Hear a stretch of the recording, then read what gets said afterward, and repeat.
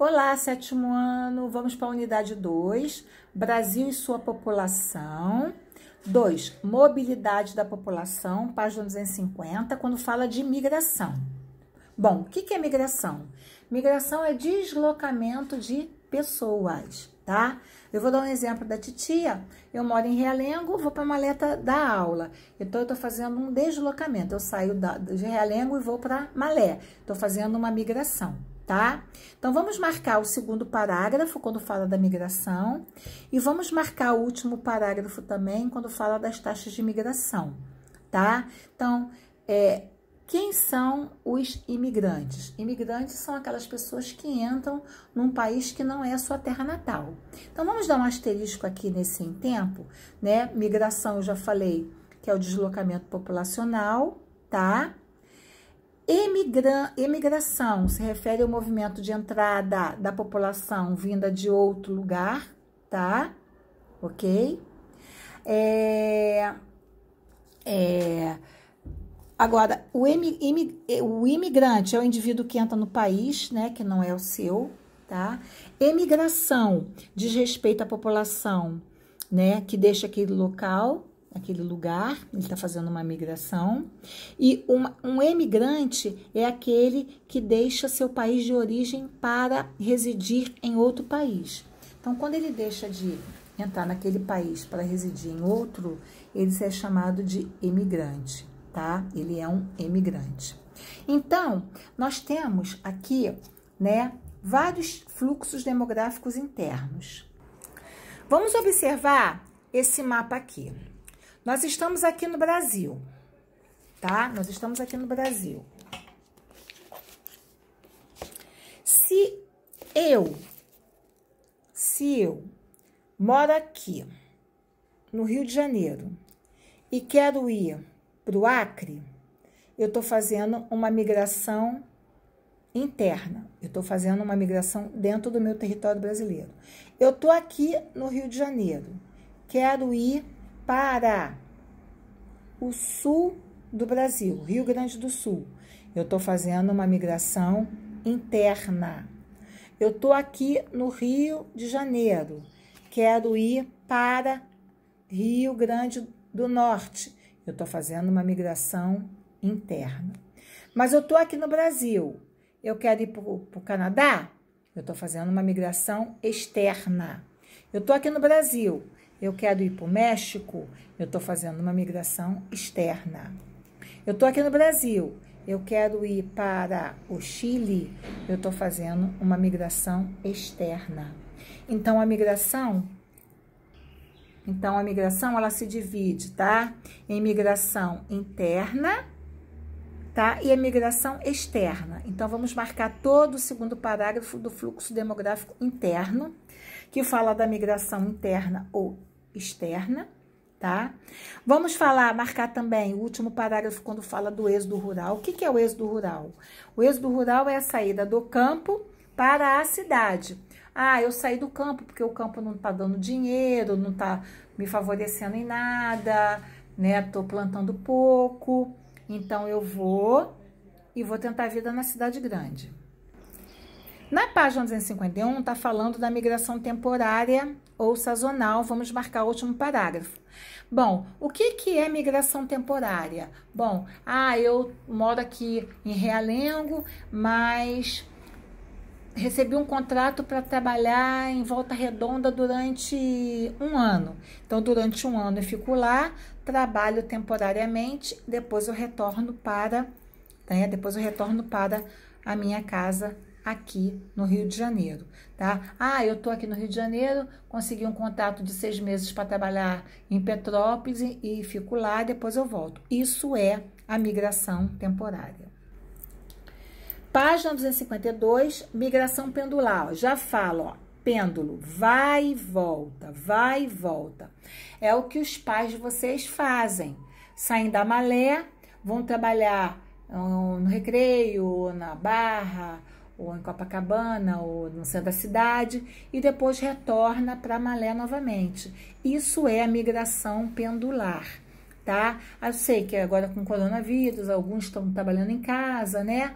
Mas os que trabalham, né, na época que não acontecia isso, eu mesmo fazia a migração pendular. Saía de Realengo, ia para Malé, trabalhava e depois saía da Malé e voltava para Realengo. Isso é migração pendular. Vamos marcar todo esse primeiro parágrafo de cima. Embaixo, vamos marcar todo o parágrafo da página 252, quando fala do êxodo urbano. O que é o êxodo urbano? É a saída da cidade para o campo, né? Qual é o motivo da saída da cidade? Violência, ou até mesmo um emprego também, né? Um emprego bom, que aí eu saio da cidade e vou para o campo. E a migração urbano-urbano. O que é migração urbano-urbano? É quando eu saio da minha cidade e vou migrar para outra. Por exemplo, eu saio daqui do Rio e vou trabalhar em Niterói, tá? Ou saio aqui para uma melhor qualidade, uma melhor oferta de emprego. Saio daqui e vou para Campos, tá? Uma melhor oferta de emprego. Isso é migração urbano-urbano.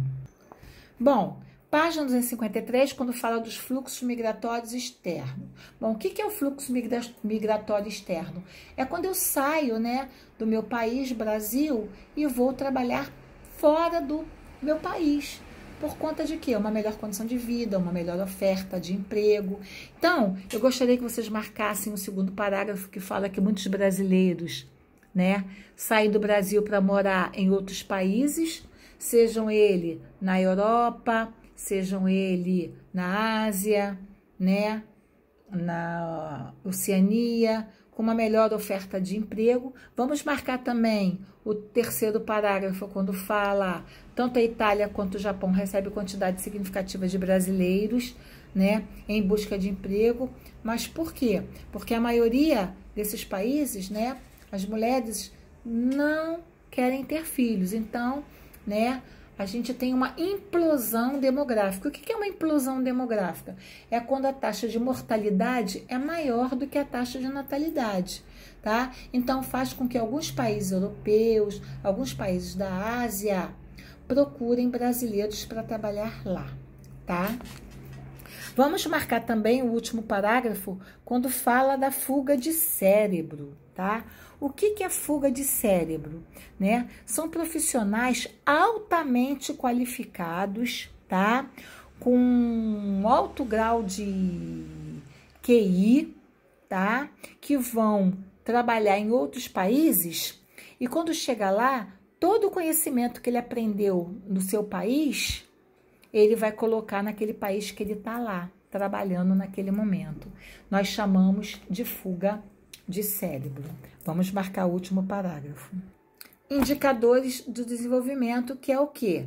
Que é o IDH, tá? O IDH, ele é responsável pelo nível do nosso desenvolvimento do país. Bom, então, gente, o IDH, né, significa Índice de Desenvolvimento Humano, tá? E a gente vai falar sobre PIB, que é o Produto Interno Bruto de um país. Então, o que é o Produto Interno Bruto de um país? É tudo que ele ganhou durante o ano todo. E o IDH, tá? Ele tem 3 indicadores. É a saúde, a educação e a renda per capita. Se o país tem uma boa saúde, se o país tem uma boa educação, se o país tem uma boa renda per capita, um salário, ele é um país desenvolvido. E o que é o coeficiente Gini? Ele avalia a distribuição das riquezas de um determinado lugar, tá? Então, a gente vai estudar isso mais à frente, né? Vamos marcar todo o quarto parágrafo e o último parágrafo. Vamos marcar para casa, página 255.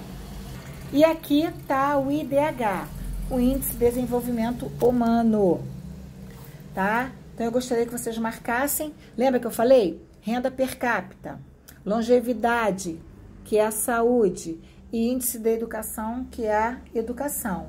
Esses são os 3 indicadores do IDH, tá? Então, para eu saber se o país ele é desenvolvido ou se ele é subdesenvolvido, nós temos esse cálculo aqui do IDH.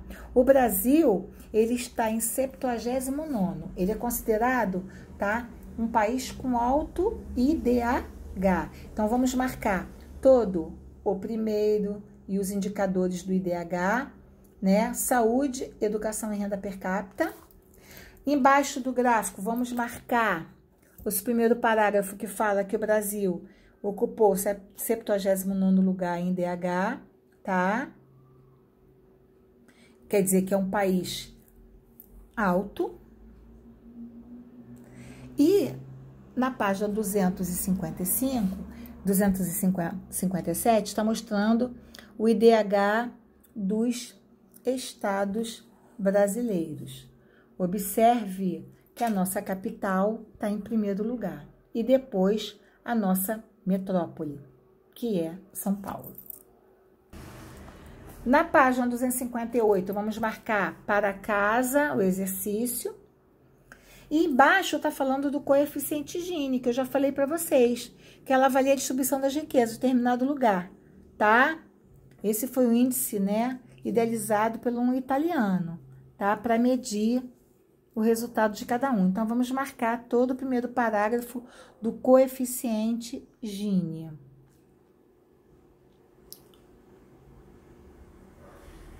E na página 259, vamos marcar o coeficiente Gini do Brasil em 2015, né? Que fala da desigualdade social. O que é desigualdade social? Muita gente tem muito e muita gente não tem nada. Vamos fazer esses exercícios da página 259, 260, 261 e 262. Beijo, meus amores. Ficam com Deus.